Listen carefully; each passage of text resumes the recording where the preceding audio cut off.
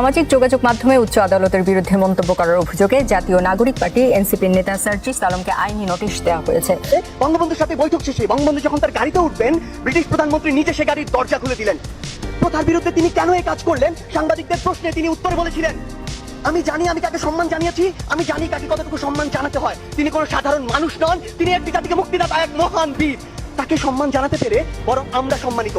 একবার ভাবুন তো, যে ব্রিটিশ আমাদের 200 বছর শাসন ও শোষণ করেছে, সেই ব্রিটিশ প্রধানমন্ত্রী যখন আমার নেতাকে নিয়ে এই সৌজন্যতা দেখায়, এই কথা বলে, তখন আমার বুকটা কতটা প্রশস্ত হয়।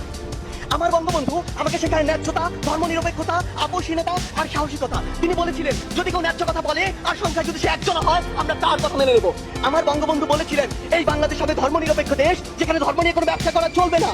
আমার বঙ্গবন্ধু মুচলেখা দিয়ে নিজের ছাত্রত্ব ফিরিয়ে নেননি, অন্যায়ের সাথে আপোষ করেননি। আমার বঙ্গবন্ধু দেখিয়েছেন কিভাবে নারীকে সম্মান করতে হয়। তিনি বলেছিলেন, এই স্বাধীন বাংলায় যত বীরাঙ্গনা রয়েছে, তার বাবার নামের পাশে আমার নাম লিখে দিও, আর ঠিকানা দিও ধানমন্ডি 32।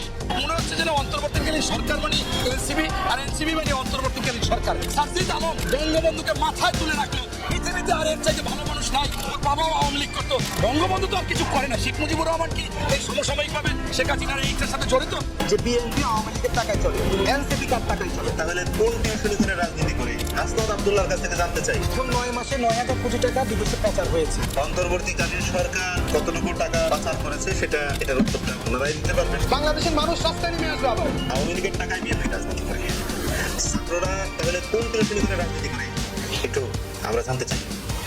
এ কেমন টিউশনি, যে টিউশনি করলে রাজনীতি করা যায়, দল গঠন করা যায়, টাকা পয়সা অটাল বন্দোবস্ত হয়, রূপায়ণের মতো রাষ্ট্রের গুরুত্বপূর্ণ একটা পয়েন্টে রূপায়ণের মতো টাওয়ারে বিশাল অফিস ভাড়া নিয়ে রাজনীতি করা যায়, জেলায় জেলায়, ইউনিয়নে, থানায় থানায় এই ধরনের বড় বড় হল ভাড়া করে, দামি দামি হল ভাড়া করে সেখানে